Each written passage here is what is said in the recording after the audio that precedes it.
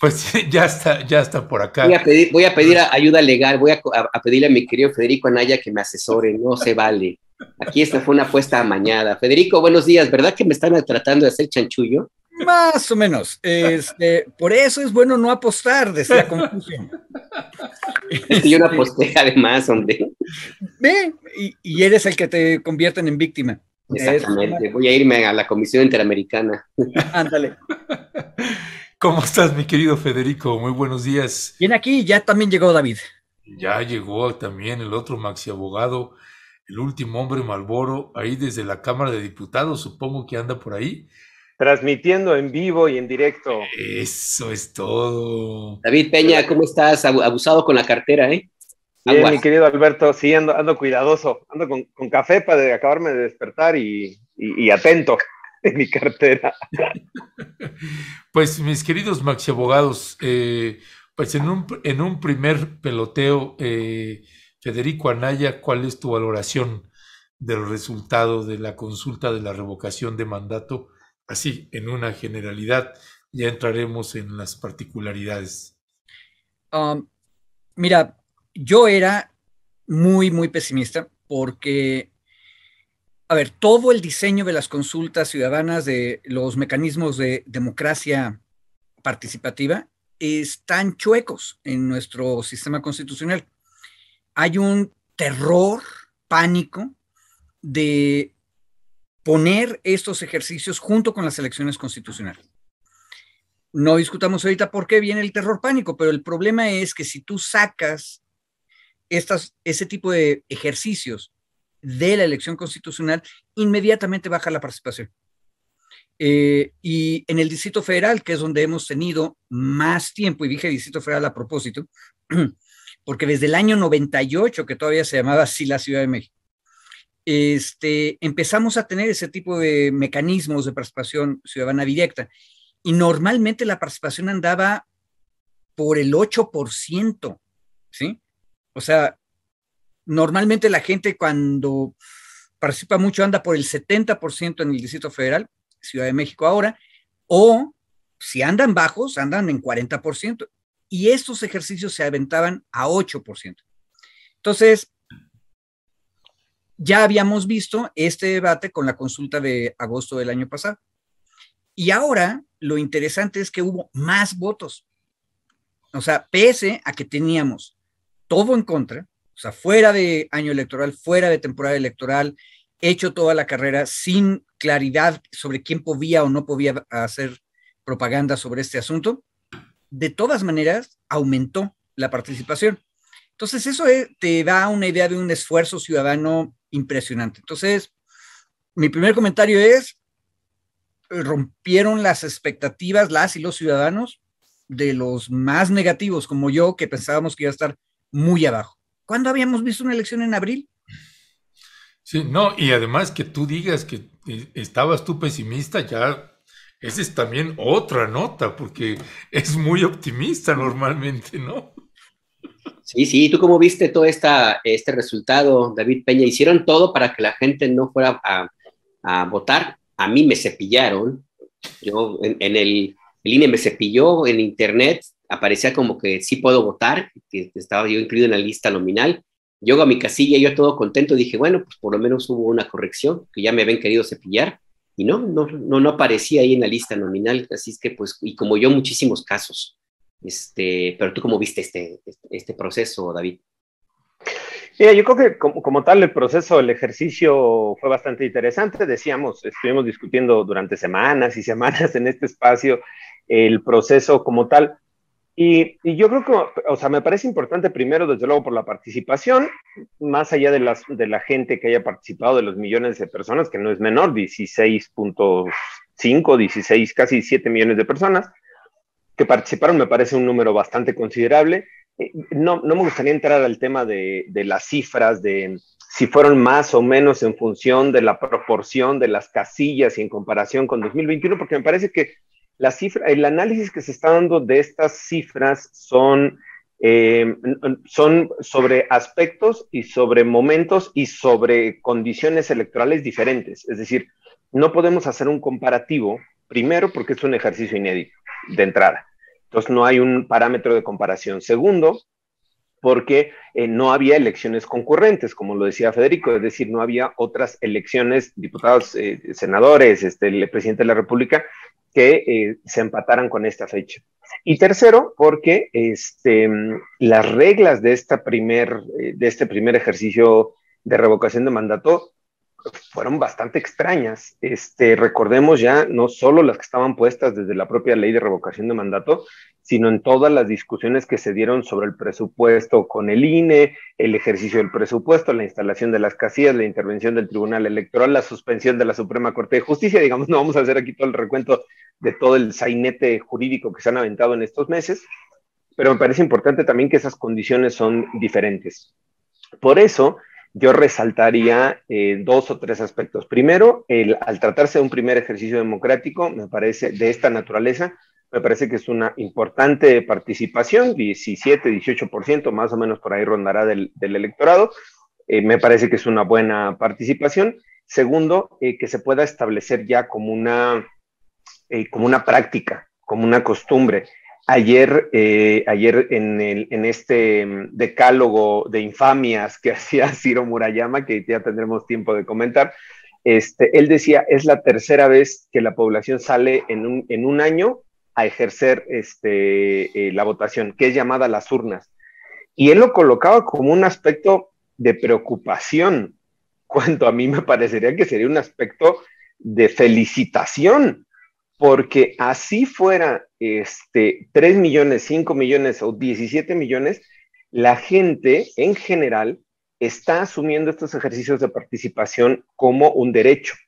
Y por lo tanto, a mayor ejercicio se puedan dar de este tipo, se va a ir consolidando poco a poco estos derechos de participación más allá de una elección formal, digamos, una elección constitucional. Entonces, en términos generales, a mí me parece interesante. Ya entraremos al análisis de detalles de la jornada y detalles de cómo se fue conformando todo este asunto para llegar al día de ayer, pero en lo general me parece muy interesante el ejercicio. Además, 17 millones de personas saliendo en abril a ejercer el voto cuando ya está la Semana Santa, me parece que es un número bastante considerable.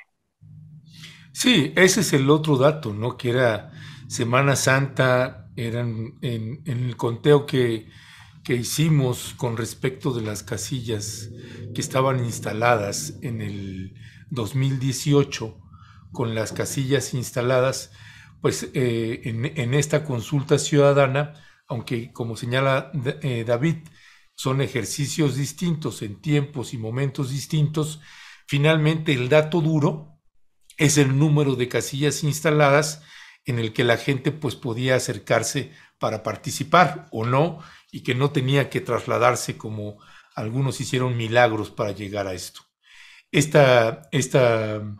Haciendo el conteo, el comparativo, son 64% menos casillas instaladas en esta consulta que en la elección de 2018. Ese es el dato la cifra dura, que me parece a mí pues bastante relevante. El otro dato es que, Federico, pues no sé si te tocó ver también cuando estaba transmitiendo el INE, pues el discurso del representante del PAN, del PRI y del PRD, pues en discursos pues bastante casi iracundos en algunos momentos, señalando con insistencia pues el fracaso de la consulta y que solo había obtenido este número de votos el presidente Andrés Manuel López Obrador. Más allá, Federico, de pues las simpatías que uno pueda tener o no, pues lo que me llamaba la atención me parecía ya un discurso pues delirante, ¿no? Porque pues es a luces, a cielo abierto, pues es claro el resultado, y tratar de seguir con un discurso de que fue un fracaso, pues termina solamente golpeando aún más la credibilidad de los partidos de oposición. No sé cuál es tu valoración sobre esto. A ver, lo que pasa es que esto es una cosa estructural grande. No sé si nuestro auditorio, quienes nos escuchan, Nuestro auditorio. Exacto. ¿Se acuerdan que hay un viejo dicho que dice, tú lo que quieres es que me cuerne el toro? En otras palabras, es de una cosa antigua que se llamaba la fiesta taurina, pero te avientan al ruedo, te visten de rojo, te quitan el capote, y meten 3 toros. O sea, todas las reglas están hechas para que pierdas, todas las reglas están hechas para que te cuerne el toro. Y de todas maneras, las cosas le salen bien al que se lanzó al ruedo. Ese es el coraje de estas gentes. A ver, regreso a mi caballito de batalla. Los partidos se compraron hipócritamente el discurso de que la ciudadanía perfecta y maravillosa es la que participa en este tipo de ejercicios de democracia directa. Y entonces le prohibieron, por ejemplo, en las consultas, que los partidos hagan propaganda. Entonces, ¿quién va a hacer la propaganda? Los proponentes, pero los proponentes son ciudadanos de las consultas. Entonces, no tienen dinero para hacer propaganda. Entonces que lo haga el INE. Ahora, el INE, ¿qué interés tiene?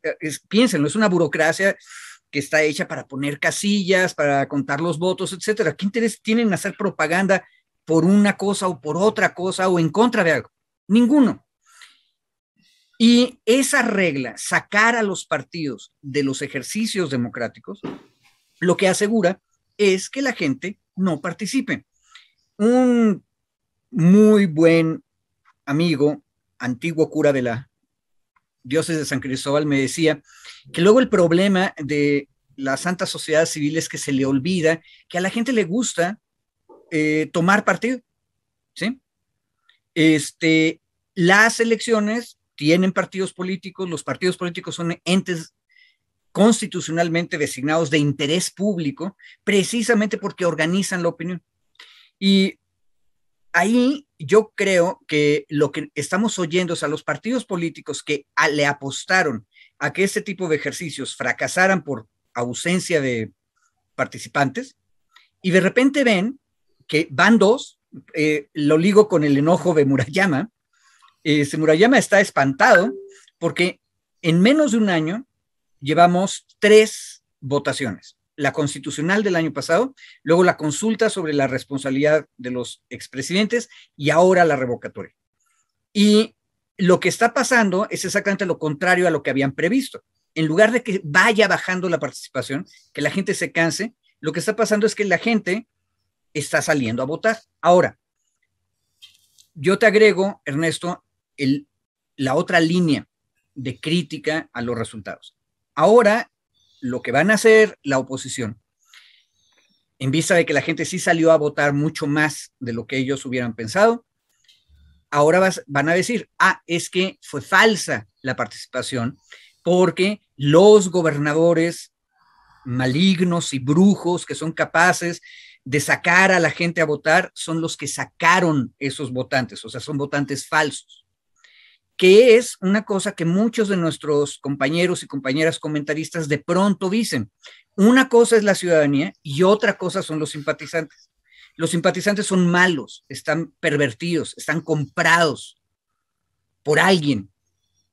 No, en realidad yo lo que creo es que tenemos una ciudadanía muy participativa que se enoja. Es más, con eso cierro, capaz de que una de las razones del aumento de participación de la consulta de agosto de 2021 a esa revocatoria de abril de 2022 es que la gente se cansó de que le estuvieran tratando de ver la cara. Y muchos, no en gigantescas cantidades, acuérdense, en las elecciones intermedias tenemos 40, 50% de participación. Entonces, la mitad de esa gente fue capaz de salir. Bueno, 20% casi salen a votar. Eso es decirle al Instituto Electoral y a los partidos que en realidad ellos, la ciudadanía, ellas y ellos son los soberanos, no los partidos, no el instituto. Ojo, pero también todo el mundo tiene un pedacito de la razón, Ernesto. Los partidos están enojados pues por mensos, ellos se salieron de este juego y ahora se quejan de no participar en esto. Piensen qué hubiera pasado Si estas gentes de los partidos de la oposición que estaban apostando a que no votara la gente, porque ellos hicieron campaña por no votar, vamos a decir que hubieran tenido la valentía, iba a decir una cosa muy fea, la valentía, los tamaños, para entrar a la disputa democrática de veras y hubieran dicho, sí, vamos a votar y vamos a votar en contra del presidente. Si uno es generoso con ellos, yo creo que ahí es donde está el enojo, Ernesto. En una de esas, la participación no hubiera sido de 18%, capaz que era de 40%, y capaz que esos otros 18% que hubieran participado hubieran votado del otro lado. Capaz de que el enojo que traen es que de pronto se están dando cuenta que el ejercicio hubiera podido beneficiarlos. Y yo creo que esa sería la mejor demostración de que son tontos y de que son mezquinos, que no confían en la ciudadanía. Es más, no confían ni siquiera en sus ciudadanos de derechas, conservadores, que quieren que se acabe este gobierno. Yo sigo sorprendido, 2 millones de firmas de Frena para pedir la revocatoria. Eso es un dato verdadero, real. O sea, sí hay una oposición real, pero los partidos son incapaces de representarlos. Bueno, qué bueno, decimos en la izquierda, pero qué terrible, ¿no? Por eso están enojados, Ernesto. Perdón, yo quiero leer un comentario que está aquí en el chat que me parece muy interesante para mi querido Federico. Dice Marta Romero: usted, señor Federico, sería un excelente consejero del INE. Ándele, ¿eh? Ya no sé si es halago o improperio, pero... A ver, y es con el nuevo sistema de que es la gente la que los designa, yo feliz de la vida. Bueno, ahí está Marta, ya te habían candidateado para fiscal general de la República, ahora es la primera vez que te candidatean para consejero del INE, mi estimado Federico. Ahí la llevas. No, pues mira, fíjate, no estaría mal para el país el ciudadano magistrado, pues como presidente, consejero del INE, y el otro maxi abogado, el último hombre Malboro, fiscal general de la República. Eso sí estaría bueno, ¿eh? No, porque nos van a limitar nuestra libertad de expresión, mi querido Ernesto, Alberto. Ya no vamos a poder participar en este espacio. No, pues sí, serían nuevos tiempos si ustedes integraran en esas posiciones, y la doctora Violeta Núñez, por ejemplo, como secretaria de Economía o de Energía, hablaría de que efectivamente estamos en otra época, en otros tiempos. Claro. Ahí sí nos haría justicia la revolución, la revolución. Ojo, y por ejercer la libertad y seguir diciendo todo lo que decimos, tarde o temprano nos van a hacer juicio político a los tres. Ese es el problema. Oigan, a ver, a mí me parece importante, digamos, en esta parte del tiempo que tenemos, más allá del análisis político que podemos hacer, yo quería colocar 2 aspectos jurídicos que me parece importante igual poder tener la discusión, porque entiendo que van a seguir teniendo estas mesas a lo largo de la semana de análisis sobre la revocación. A ver, uno, me parece preocupante la advertencia que han mandado, yo no sé si advertencia o amenaza que han mandado los 2 consejeros, Lorenzo Córdoba y Ciro Murayama, sobre la eventualidad anulación del proceso de la revocación de mandato. Me parece que ese es un dato interesante, digamos, ¿no? Para atender en los próximos días, en función de lo que se va a estar presentando, sobre todo como denuncias por la supuesta comisión de delitos electorales o la realización de delitos electorales, y por la participación de funcionarias y funcionarios del gobierno federal, sobre todo también de gobiernos estatales, en la promoción de la revocación de mandato. Ese es un primer aspecto. Y el segundo, que no es menor, el tema del margen que se necesita para poder hacer obligatoria los resultados de la consulta. En el primero de los puntos, me parece importante hacer la revisión tal cual de cómo se está preconfigurando, por así decirlo, o hacia dónde se está alineando una eventual calificación, una calificación de la elección. Como todo proceso electoral, tiene que tener una calificación por parte del Tribunal Electoral, eso es un procedimiento que ya está establecido, y el Tribunal Electoral es el que valida no solo los resultados, sino el proceso como tal.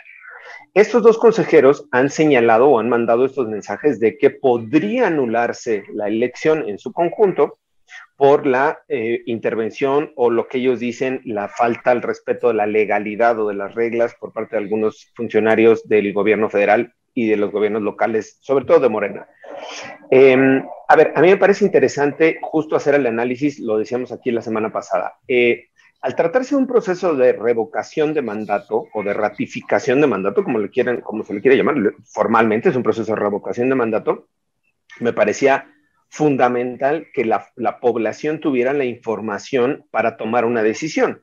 Es decir, cuando yo decía habría que revisar también las reglas de este primer ejercicio, las reglas del juego de ese primer ejercicio, yo creo que la mayoría, incluyendo a Morena en la Cámara de Diputados, se fue por repetir las reglas de un proceso electoral ordinario, entre comillas, y le puso las mismas reglas acá cuando la naturaleza en sí misma del procedimiento, del proceso de este ejercicio de participación, no podía seguir las mismas reglas. Entonces me parece que ese es un error que se tiene que ir corrigiendo en el camino. Lo intentaron corregir con la interpretación que hizo la Cámara de Diputados, el Congreso de la Unión, sobre la interpretación de lo que era propaganda gubernamental y no, ya mitad ya prácticamente en el último cuarto del partido.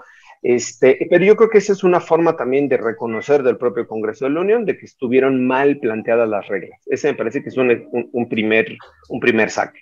Eso va a promover o a incentivar que las reglas del juego, específicamente para este ejercicio democrático, se cambien, se modifiquen, se adecúen a un ejercicio mucho más de pluralidad, en donde se conozcan realmente los pros y los contras del ejercicio del gobierno. ¿A qué voy? Si lo que se busca es que se sepa qué está haciendo bien y qué está haciendo mal el gobierno, pues me parece que la información es la base para la toma de decisiones. Así como cuando estás en un proceso electoral, necesitas conocer las plataformas, las propuestas o el gobierno que ha hecho un partido u otro partido y contraponer esas ideas y esas posiciones y esos resultados para que tú tengas información para tomar una decisión en las urnas. Me parece que es básico que en un proceso de revocación de mandato tengas la posibilidad de tener esa información. ¿Quién va a dar la información? De un lado, pues el gobierno que está sujeto al proceso de revocación. Me parece que es natural, digamos, esa línea de información. Y en el otro lado, ¿quién va a dar la información contraria? Pues las personas que no estén de acuerdo con el ejercicio de gobierno. Así de simple. Las reglas que se pusieron para primera revocación de mandato le ataban las manos a todo mundo. No podía nadie hablar del lado del gobierno a favor de lo que se estaba haciendo, pero dejaba un margen de discrecionalidad hacia afuera, y ya lo decíamos, a quienes se opusieran o a quienes quisieran denostar el trabajo del gobierno. Entonces, generaba un desequilibrio ahí, me parece, que se tendría que corregir en la ley. A partir de eso, con base en eso, diferentes autoridades del gobierno, locales, federales, municipales, hicieron una, entre comillas, interpretación de la ley, y pues participaban en un evento de la presentación de la flor más bella del ejido y hablaban de la revocación de mandato. Hacían otro evento y hablaban de la revocación, un poco que fue abriendo este espacio. Las reglas eran tan estrictas y tan absurdas al final que se fueron abriendo estos espacios para poder hacer la difusión. De lo contrario, pues la gente no hubiera tenido la información suficiente o no había tenido la información para poder ratificar o revocar el voto. Cierro con esta parte y me voy al análisis. Esto ha generado que se presenten denuncias y que en el marco de la revisión de la elección, del proceso, estos dos consejeros del INE advierten que se podría anular toda la elección. A mí me parece que es excesivo pensar en que se pueda anular la elección. Primero, porque se tiene que medir, y eso ya lo ha hecho el Tribunal Electoral en otros casos, cuál ha sido el impacto que tuvo esa participación, digamos, fuera de la norma o fuera de las reglas de los servidores públicos. Suponiendo que así se calificara, que fueron fuera de las reglas, me parece que algunas sí, de estas reglas que ya decía yo, se tiene que medir cuál fue el impacto real de influencia en el resultado. Y en la medición de ese impacto real en la influencia del resultado, se tendría que hacer un análisis de ponderación de si amerita la anulación de un proceso así. A mí me parecería, y termino, una validación contraria a la participación democrática, contraria a la intencionalidad de este ejercicio, el calificar bajo una visión absolutamente legalista y cuadrada, decir que la elección se pueda anular por estos actos que sí pudieran ser fuera de las reglas o fuera de las normas, pero que al final lo que buscaban era justo dar la información para que la gente tomara la decisión. Yo la apostaría, y eso esperaría, a que el INE no siga por esa ruta, aunque lo veo difícil, y que el Tribunal Electoral, sobre todo, pues no se aviente ya no quiero utilizar calificativos, pero no se aviente la puntada, la tirada de analizar la nulidad de este proceso, que además, insistimos, fue un proceso bastante participativo en función de que era el primer ejercicio de este tipo. Pero, gracias. ¿Qué consecuencias tendría, Federico? ¿Qué consecuencias tendría una eventual anulación? Digo, no es vinculante el resultado de acuerdo con la Constitución, es más bien un tema político. No, a ver, si vamos a anular, el único problema es que ahí hay una afectación gigante, gravísima, de un derecho ciudadano esencial. O sea, anular significa que el derecho que tenían los 11 millones de ciudadanas y ciudadanos que pidieron que hubiera revocatoria, y me equivoqué perfectamente, porque teníamos 9 millones que en realidad querían ratificar y teníamos 2 millones de frena que querían revocar. Pero esos 11 millones de personas que firmaron que querían, tienen un derecho constitucional duro. Si se anula este ejercicio, tú tienes que proteger a esos 11 millones. Y entonces la única razonable solución de eso, o sea, una sentencia del tribunal tendría que proteger los derechos constitucionales. Y por lo tanto, tendríamos que repetir el ejercicio. Ahora, hay que hacerlo rápido, ¿verdad? Y entonces va a resultar que en una de esas, la nueva votación de revocación nos toca ahora con la elección constitucional de los estados de la República que tienen elecciones este año. Lo cual sería la cosa más razonable del mundo, ¿verdad?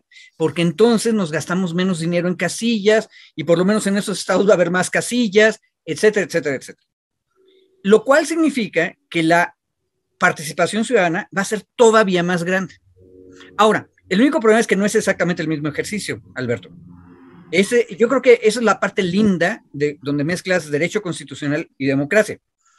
Porque yo tengo la sospecha de que el enojo de los partidos de oposición ante los resultados es que ya calcularon que en una de esas, si hubieran participado, hasta ganaban. ¿Sí?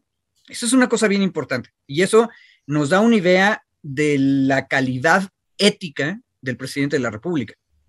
Porque en una situación tremendamente complicada, él arriesga su mandato porque cree que debe haber revocatoria a fuerzas.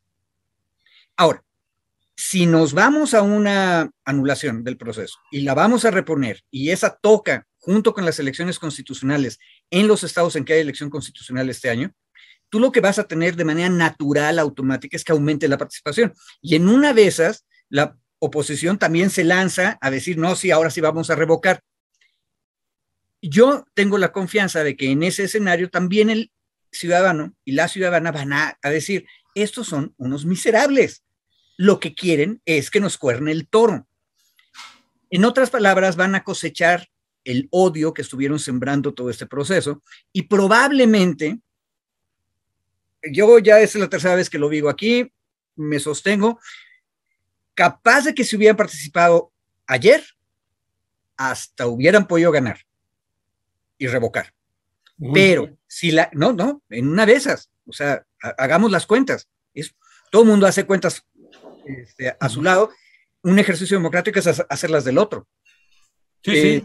Pero el asunto es, si la anulan y la repetimos, nadie se va de este mundo sin castigo, decía mi nana Mari. El castigo va a ser de que los miserables y mezquinos muy probablemente van a ser castigados en la siguiente. Y entonces, probablemente vuelve a mantenerse el mandato del presidente. Por lo tanto, ¿para qué repetir? Y hay un detalle, ese es un dato jurídico histórico. Hemos echado para atrás, anulado elecciones de gobernador en 2 o 3 ocasiones, 2 veces en Colima, 1 vez en Tabasco, y las 3 veces el resultado de la elección que reemplaza la anulada es exactamente el mismo. Entonces, si las cosas fueron así ahorita, lo que vas a tener es una vuelta a ratificar al presidente, por todo lo que acabo de decir. Entonces yo creo que no le conviene a nadie esa estrategia de ser leguleyos y anular. Pero visto está que los tontos son tontos, ¿verdad? Y se tropiezan llenos de orgullo. Vamos a ver qué hace. Todo está en las manos de Lorenzo y de Ciro. Bueno, el propio presidente David decía, pues si la cancelan, órale, dice, pues dice, pues hasta mejor, dice, porque entonces igual ahora sí se pueden instalar todas las casillas y órale, y le damos más, ¿no? Y tengo por ahí una imagen, te voy a pedir por ahí, mi querido Jero, esta imagen que también me parecía importante a la hora de hacer las cuentas, cuando estaba escuchando al del PRI, al del Partido Acción Nacional y al del PRD, que eran los que sentían más furibundos en esta consulta con los resultados que se habían dado.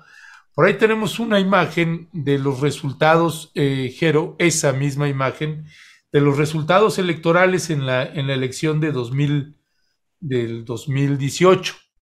Y el dato ahí pues es también tremendo, ¿no? Porque tú ves el porcentaje que tuvieron pues estos, el Partido Acción Nacional y el Partido Revolucionario Institucional, pues el dato es verdaderamente también abrumador, porque tan solo ahorita que solamente participó el 36% de los que pudieron participar en el 2018, pues estamos hablando que el PAN tuvo 12 millones de votos, el PRI 9 millones, y acá con muchas menos casillas, pues el presidente López Obrador tiene hasta 15 millones de votos. El dato es abrumador. ¿Cuál es tu valoración sobre esto que colocaba Federico y sobre esto que estoy añadiendo?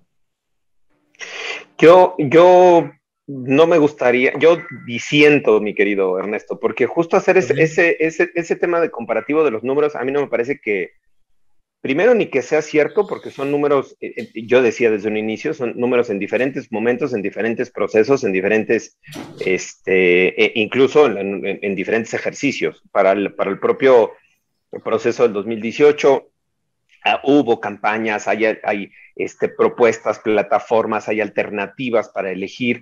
En este caso era un ejercicio muy diferente, no estabas eligiendo o no estabas seleccionando una opción, estabas decidiendo si lo que tú conoces o lo que tú sabes del ejercicio de gobierno está bien o está mal, así de simple.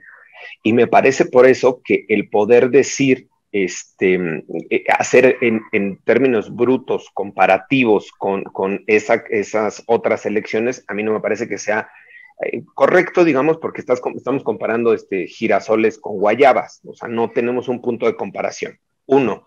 2, me parece que también es un exceso caer en el punto, como lo hizo Mario Delgado ayer, de decir, si con el 33% de las casillas tenemos 16 millones, con el 100% hubiéramos alcanzado 48 millones. Es tan absurdo ponerlos como en ese, exacto, es tan absurdo hacer este comparativo hacia abajo como hacer ese comparativo hacia arriba o esa proyección que está haciendo Mario Delgado. Por eso yo insistía, vayámonos al tema de la cantidad, del porcentaje, para hacer una primera elección de este tipo. A mí 17% o 18% de la población que ha participado no me parece menor, no me parece un asunto que se pueda minimizar. Y sí me preocuparía mucho, retomando el punto que estamos diciendo justo del Tribunal Electoral, sí me preocuparía mucho que el Tribunal Electoral pudiera hacer una calificación tendiente a anular el proceso de ratificación de mandato o de revocación de mandato.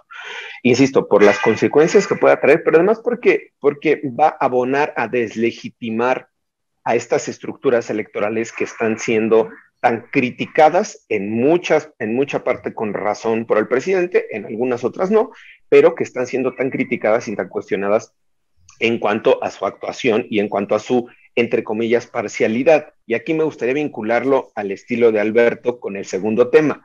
El segundo tema que tiene que ver justo con este decálogo que se aventó Ciro Murayama y el discurso del propio presidente del INE al día de ayer, a las 9:30 de la noche, más o menos, cuando daba a conocer los resultados del PREP y las tendencias de la votación, en donde ambos hacían un recuento más que de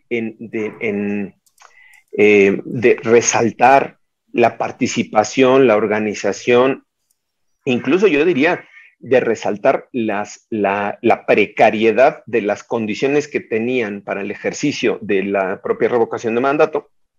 Se fueron a señalar que estuvo plagado de errores, que tenían obstáculos en el camino, que estuvo cargado de ilegalidad, que fue un ejercicio prácticamente casi antidemocrático, que ponía en riesgo el progreso democrático, que abría los espacios al autoritarismo. Una cosa por demás absurda en cuanto al discurso, pero además me parece completamente fuera de lugar, porque según las reglas del juego, que ellos dicen tanto exhortar a respetar, exigir que se respeten, señalar a los actores políticos cuando no lo están respetando, está claramente evidenciado que no las están respetando ellos. Y precisamente ese es uno de los grandes temas. ¿Qué pasa cuando el árbitro no respeta las reglas? Si bien los jugadores no respetan las reglas, el árbitro le saca tarjeta amarilla o tarjeta roja, ¿qué pasa cuando el árbitro viola las reglas y viola las leyes? Ahí no hay mecanismos, que es justo uno de los temas que coloca, digamos, como parte de esta discusión de la reforma electoral el presidente. Y me parece que ese es uno de los temas igual que se tiene que analizar. ¿Qué había pasado en otras conformaciones del INE o del propio IFE? Había ciertos consejeros o consejeras que se inclinaban hacia uno u otro lado porque eran puestos por los partidos políticos, pero al final existía dentro del propio INE y desde afuera mecanismos para ejercer esta, digamos, suerte de control político al propio INE. Lo que ha pasado con Ciro y con Ciro Murayama y con Lorenzo Córdoba es que están completamente, no solo desbordados, están en una franca posición de oposición al gobierno. Lo que sí me parece que es preocupante, dado que pues a uno de ellos le queda un poquito más de un año, pero al otro creo que le quedan 2 o más. Entonces sí es un tema de preocupación, y eso se liga también con la propuesta de reforma electoral que estaría haciendo el presidente en los próximos meses, ahora que salga o como salga la reforma eléctrica, que está justo en este momento cociéndose los bollos, pero me parece que va a ser un tema de discusión. La posición que tuvo ayer Ciro y Lorenzo Córdoba me parece por demás ilegal también, por demás arbitraria, violenta las propias reglas del juego, y en todo caso, pues tendría que ponerse también eso a la luz del Tribunal Electoral para que el propio Tribunal Electoral pueda decidir o pueda resolver si la intervención de estos 2 consejeros influyó en el ejercicio de revocación está influyendo también en los procesos de impugnación del mismo. Me parece que sería un tema interesante. Perdón, David, ahí cuando dices la intervención de Ciro Murayama y de Lorenzo Córdoba, dices, es posiblemente ilegal y arbitraria. ¿En qué sería ilegal y en qué sería arbitraria? Mira, me parece de entrada hacer una precalificación o un señalamiento sobre posible nulidad del proceso. A mí me parece de entrada que a ellos no les corresponde hacer esa calificación. 1, ahí estarían influenciando en la posible o en la eventual presentación de impugnaciones que estaría teniendo la oposición, si es que así lo considera. La oposición estar presentando impugnaciones contra el proceso, contra este proceso. El estar señalando públicamente, más allá de los procedimientos que se establecieron ante el INE, de medidas cautelares, de llamados de atención a los servidores públicos, el estar señalando públicamente que la injerencia de estos servidores públicos fue ilegal y que afectó el proceso, me parece que también excede sus propias competencias. Eso incurriría en una violación, en una interpretación de ilegalidad. Recordemos nada más que la Constitución te establece que los servidores públicos y las servidoras públicos solo pueden hacer lo que la ley les permite hacer.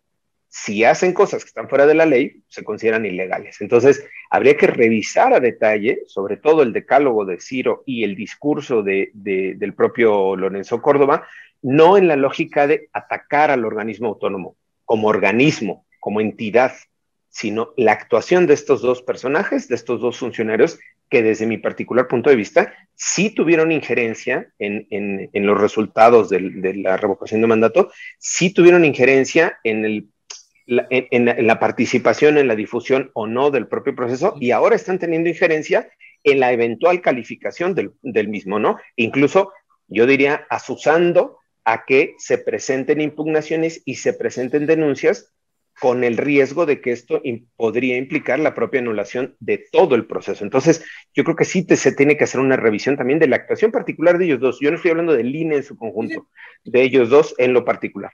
David, ahí hay una cosa. Lo que pasa es que tú eres el litigante experto. Yo nada más soy un rollero teórico. Pero lo que tú estás diciendo en realidad es la materia de una impugnación al proceso de revocatoria desde el lado de los ganadores de la revocatoria. Y hay un detalle importante. Es obvio que la oposición va a tratar de echar a perder el ejercicio de revocatoria por cualquier medio. Y lo que estás tú preparando es una cosa bien interesante, porque hay plazos para inconformarte. Yo te completo. Es evidente que si se puede criticar que haya habido funcionarios en gobiernos que controla Morena, que hayan intervenido, bla, bla, bla, esas son las razones de la oposición para impugnar la revocatoria. Muy bien. Si ellos activan el mecanismo, una estrategia de litigio sería que Morena también active el mecanismo para impugnar la actuación de Lorenzo Córdoba y de Ciro Murayama, para que, si de todas maneras el tribunal va a conocer de una impugnación en contra de la revocatoria, que conozca todos los problemas de la revocatoria. Y todos los problemas de la revocatoria incluyen que 2 de los principales consejeros del INE jugaron chueco. Está perfecto. Nada más, para completar tu idea, hay que estar pendientes de cuándo termina el plazo, porque si tú ves a las 11:30 de la noche del último día del plazo, que todavía no lo presentan, pero alcanzas a ver que ya viene el carro de los panistas para presentarlo, entonces sacas tu impugnación y la metes también. Porque aquí no hay, como en amparo, que acabamos de ver en la Corte, este asunto de el recurrente anexo, el que se junta. O sea, lo tenemos que presentar también. Y un detalle, documentar lo que tú adhesivo, el recurrente adhesivo o amparo, en amparo adhesivo. El recurrente adhesivo, el amparo adhesivo. Entonces hay que hacer su propio recurso. Y ese recurso aparte documentaría leguleyamente por qué sí hay materia de juicio político en contra de esos 2 consejeros del INE. Que es otra manera. Entonces, no, está muy bien. Muy buena idea. Ya estamos dando buenas ideas, hizo que apenas llevamos un café, temprano todavía. No, pues ya ven por qué la gente los aclama para los cargos públicos. Sí. Oigan, yo me tengo que retirar en unos minutitos porque va a empezar la reunión. Sí, antes de que te retires, mi querido David, y si puedes abordar un poquito el tema de la reforma eléctrica y esta parte del litio. Ayer en la noche, el diputado Joaquín Cebadúa, que por cierto se está comunicando ahorita con nosotros, de que salieron están terminando la previa y luego van a entrar a comisiones, que a lo mejor pudiéramos enlazarlo. Ahorita déjenme, voy a checar eso. Ayer ellos decían, bueno, pues no, algunos diputados decían, no tenemos información sobre esto de que el litio fuera a entrar en un mecanismo parecido al de las rondas petroleras. Entonces le colocamos las ligas de los medios de comunicación en donde incluso ponían los 9 puntos y le colocábamos el punto 9 y dicen, bueno, no tenemos información, yo no tengo información sobre eso, pero hoy después de las 11, 12 del día, pues ahí se va a quedar claro cómo va a quedar definido No sé, ahí, David, si pudieras compartirnos también un poco un análisis, ya que estás ahí en la Cámara, de cómo la estás percibiendo. Pues yo sí tengo información, mi querido Ernesto, ya saben Eso, que soy el enviado en estos procesos. eso. Y en exclusiva para Momentum, no, no es exclusiva, pero a ver, yo creo que el proceso que se ha dado, a ver, rápidamente nada más para resumir, el proyecto de dictamen que se publicó la semana pasada por parte de las Comisiones Unidas de Justicia, de Energía y de Puntos Constitucionales, era prácticamente la iniciativa presidencial con algunas leves modificaciones en los transitorios que eran importantes porque eran retomadas del Parlamento ciudadano, del Parlamento abierto, digamos, ¿no? De este ejercicio que se hizo durante casi 2 meses, justo para discutir la iniciativa. Pero la base era la iniciativa presidencial. Esto generó que la semana pasada se hiciera justo el lunes una publicación o un pronunciamiento por parte de la oposición en donde pedían incluir 12 temas o 12 aspectos en una reforma constitucional y solo así avanzarían en la votación. Durante esta semana se dieron esas discusiones, esas negociaciones, y según, y digo según, y lo pongo entre comillas, según la interpretación de la fracción mayoritaria de Morena y de sus aliados, 9 de esos puntos habrían sido incluidos en una reserva que se presentó el día sábado en la Junta de Coordinación Política. Esa reserva, ¿qué implica una reserva en términos legislativos? Que tú tienes un dictamen, o en este caso un proyecto de dictamen, como el que se dio a conocer, y que de forma conjunta, consensuada, varias fuerzas políticas o un diputado o una diputada o una fuerza política dice, yo no estoy de acuerdo con este artículo y propongo que se añada esta cosa o que se quite esto otro. A eso se le llama una reserva, es decir, no lo voto como está, lo reservo para que se haga una discusión. Así se formula una gran reserva o una reserva general, digamos, en términos políticos, en términos legislativos no tiene este nombre, pero se hace una reserva en donde incluyen varios de los aspectos que estaba pidiendo la oposición incluir. Sustancialmente, y para dejarlos picados de cómo va la discusión, sustancialmente lo que aprueba Morena en la parte, yo diría, importante, neurálgica de la iniciativa, de la reforma, es el reconocimiento del acceso a la energía eléctrica como un derecho humano en el artículo 4 constitucional, que es fundamental, es una lucha, ustedes lo saben, y yo he participado en esa lucha desde hace casi 15 años, en contra de las altas tarifas y del reconocimiento del acceso a la energía eléctrica como un derecho humano, a propuesta del PRI, sustancialmente a propuesta del gobernador Omar Fayed, que hizo una propuesta de reforma constitucional en el marco del Parlamento abierto. Se retoma una buena parte de esa iniciativa del gobernador y se incorporaría como una adición a este proyecto de dictamen. Eso va aparejado de 2 aspectos que también son los puntos 2 y 3 de las propuestas de la oposición, que tiene que ver con las tarifas, la construcción de un nuevo modelo tarifario, que me parece extraordinario. Morena lo ha aceptado, dijo, vamos a la construcción de un nuevo modelo tarifario, y aparejado con ese nuevo modelo tarifario, tarifas más bajas en el sector agrícola, para el bombeo de agua, para el alumbrado público, para hospitales, para escuelas y para usuarios y usuarios del servicio doméstico. Entonces, no me parece menor lo que están logrando incorporar la oposición en este proyecto de dictamen. Esos aspectos están, digamos, ya incorporados en el texto de lo que se estaría discutiendo en unos minutos en Comisiones Unidas. Otro de los aspectos fundamentales es que piden que la transición energética, la oposición pide que la transición energética tenga participación no solo del Estado, sino de particulares, de empresas, de sector social. Lo incluye Morena también en esta gran reserva para el dictamen. El fortalecimiento de la CFE como ente público, ente del Estado para administrar el sector eléctrico, también se incluye en la propuesta. Y en suma, varios de los aspectos que estuvo proponiendo en su momento la oposición fueron incorporados en esta reserva. 2 grupos más de propuestas quedan fuera y con eso iría concluyendo. Un primer grupo que desde la perspectiva de Morena ya están incluidas como avaladas a partir de la votación que se hizo la semana pasada en la Suprema Corte de Justicia de la Ley de la Industria Eléctrica. A partir de que la Ley de la Industria Eléctrica queda en sus términos, ahí está la discusión de si fue declarada constitucional o inconstitucional, qué parte, qué porción sí, qué porción no. Yo tengo mi propia valoración, lo hice la semana pasada, pero sin entrar al detalle.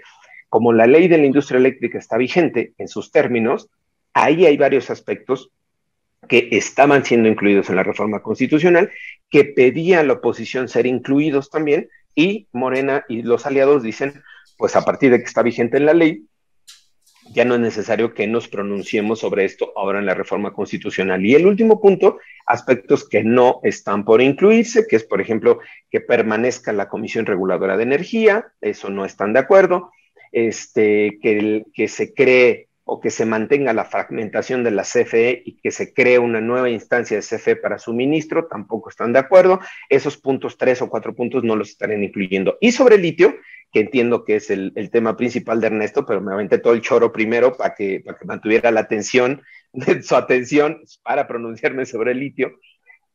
La propuesta que está presentada por parte de la oposición no fue retomada en esta reserva que se está presentando en Morena. No se está incluyendo esta redacción que proponían de equiparar al litio como el petróleo y establecer rondas de explotación, de exploración. No, queda prácticamente en los términos que venía en el dictamen, es decir, el litio y las tierras raras, ahí ya en algún momento lo platicamos con la doctora Violeta la semana pasada, el litio y las tierras raras donde se presenten, digamos, este tipo de materiales o este tipo de minerales son de propiedad exclusiva de la nación. No se otorgarán concesiones en esa materia, sigue el dictamen en esos términos, y lo que están diciendo en la interpretación, digamos, es que así se va a mantener la propuesta del texto constitucional, y eventualmente en la ley minera, ahí está el otro tema, que se tiene que reformar, se puede buscar la modalidad o alguna forma de participación, sobre todo en investigación, en prospección, por parte de empresas, no tanto en la explotación y en la exploración. Hasta ahí va el dictamen, hasta ahí quedaría, digamos, estas reservas.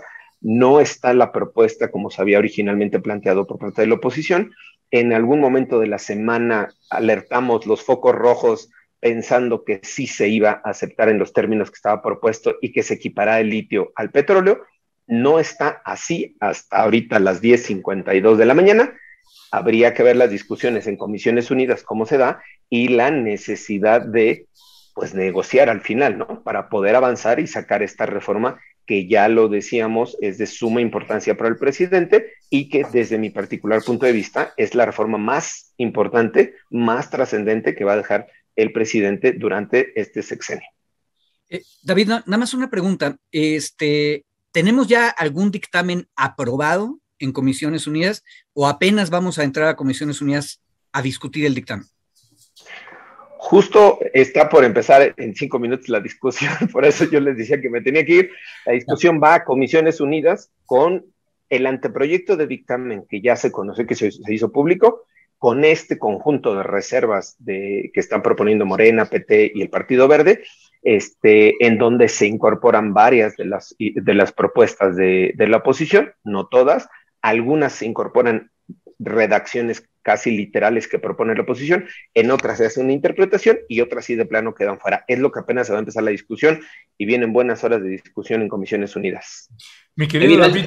Antes de que te vayas, perdón, mencionaste ley minera, es decir, yo entendería que dentro del grupo de Morena están en la certeza de que se va a modificar la ley minera independientemente del resultado de la votación de la reforma constitucional en materia eléctrica, o están en la tesitura del presidente de que si no se aprueba, se envía la ley minera a reformarse.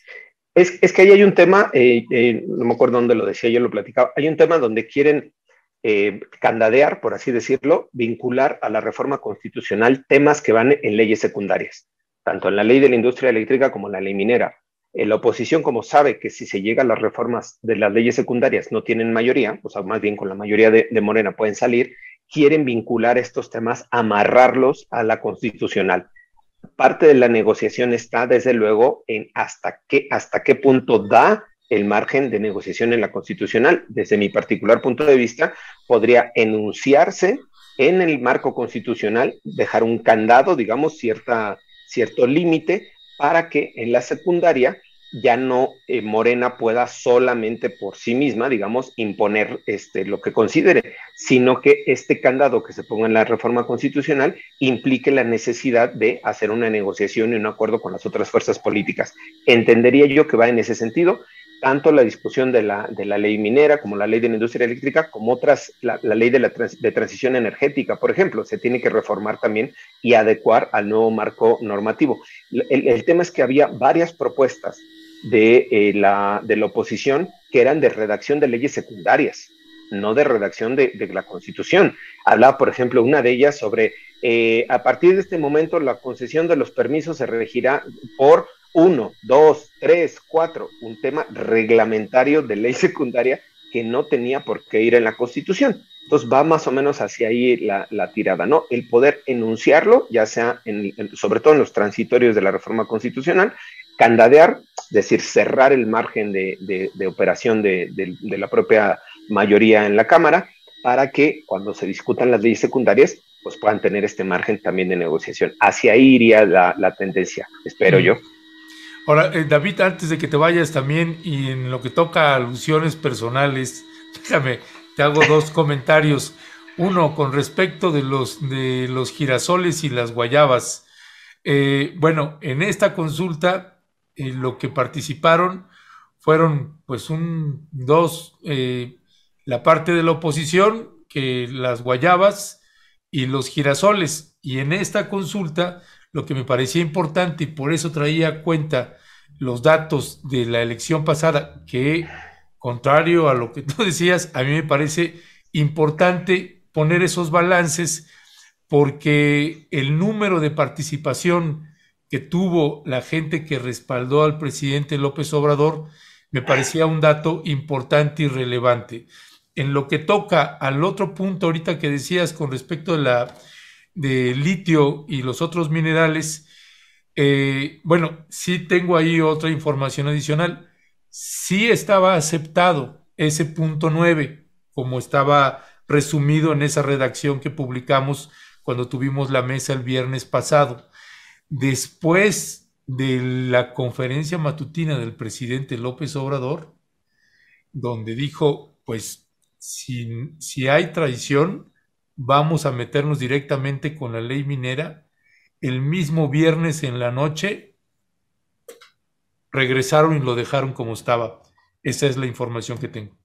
Eso, muy buena información, mi querido Ernesto, para complementar. Pero la reserva del sábado va en esos términos, ¿no? En los que hice el intento de resumir rápidamente. Gracias, David. Pues sabemos que te tienes que ir. Todavía nos quedamos unos minutitos aquí con Federico Anaya, pero ahí nos estarás contando, David. Muchas gracias. Gracias, saludos, abrazos, saludos al auditorio. Muchas gracias. Chao. Hasta luego. Federico Anaya, pues ya también para ir concluyendo, en lo que toca a este debate que va a haber ahorita y que es trascendental, y que ahí el presidente lo vemos que está, pero con un pulso fuerte, marcando ahí, queriendo incidir de manera fuerte, dio un discurso fuerte también dirigido al Partido Revolucionario Institucional. Y de hecho les dijo, al inicio del programa, lo comentábamos Alberto y yo. Decíamos, cuando el presidente dice, ¿qué gana el PRI si vota en contra y qué gana si vota a favor? ¿Cuál es tu valoración frente a un planteamiento como ese que hizo el presidente López Obrador? Lo que está haciendo el presidente es recordarle al PRI la mitad de su nombre, y así lo dijo. Es el Partido Revolucionario Institucional. Si el PRI se acordara que algún día fue revolucionario, tendría que acordarse, y esa era la lógica de López Obrador hoy en la mañanera. Debería acordarse de López Mateos. Ojo, Andrés Manuel mismo dijo que López Mateos tampoco era un santo. Recordó Jaramillo y recordó otros incidentes. Pero en materia de soberanía, en materia energética, fue clarísimo. Y ahí es donde salta y dice, ¿qué gana el PRI votando en contra? Realmente lo que está haciendo esta reforma constitucional que propone el presidente es regresar con toda absoluta claridad el mando soberano de la política energética y de la transición energética hacia un mecanismo realmente ecológico al Estado, que es quien tendría que haberlo tenido siempre. Entonces, en ese sentido, está llamando al PRI a votar por su lado revolucionario y no por el lado institucional.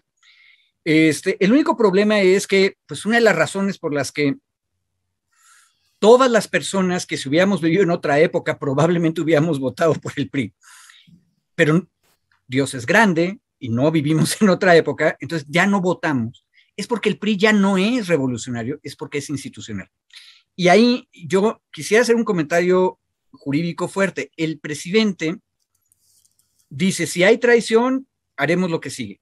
Ojo, las traiciones en esta materia se ponen en los transitorios, y una de las cosas que me sorprende de los materiales que nos podemos allegar es que es más largo el texto de los transitorios de la reforma constitucional que la reforma constitucional en sí misma. Y una cosa que nos dijo David hace un momento es muy importante explicársela a quienes nos oyen. Se trata de amarrar constitucionalmente las leyes secundarias. ¿Dónde? ¿Cómo? Pues a través de los transitorios. A mí me parece una muy mala práctica, pero ya se volvió normal.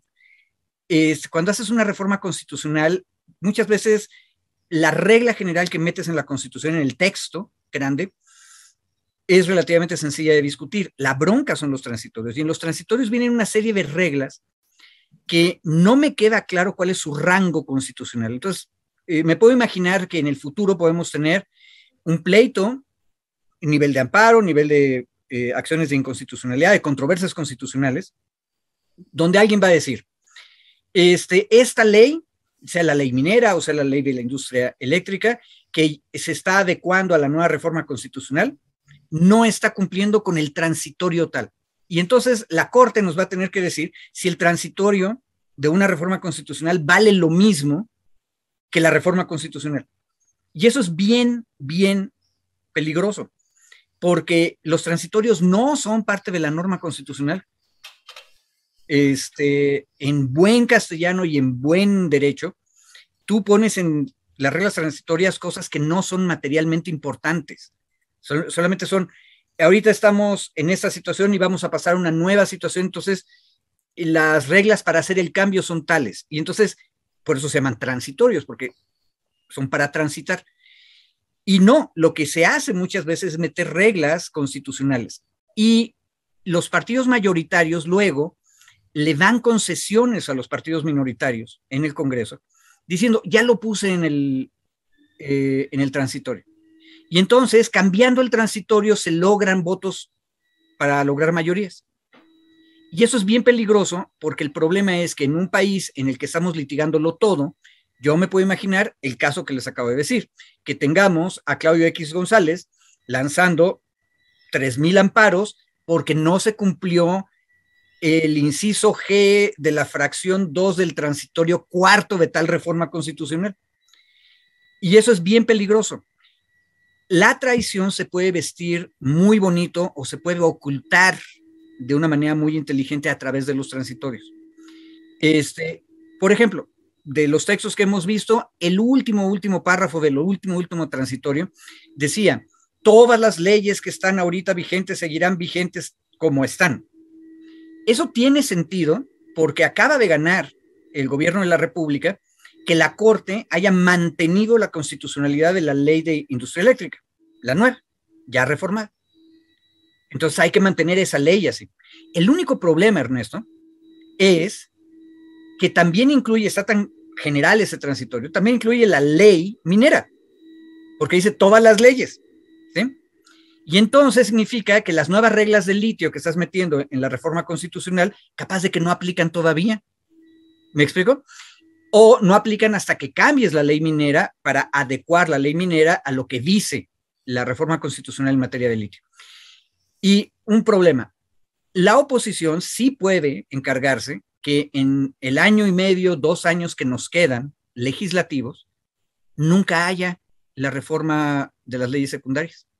Y entonces ese transitorio que acabo de decir yo, que a mí me preocupaba desde anoche que lo platicábamos, sirve para proteger lo que ya se ganó la ley de industria eléctrica reformada es constitucional, pero también sirve para sostener la ley minera, que todos estamos de acuerdo que hay que cambiar.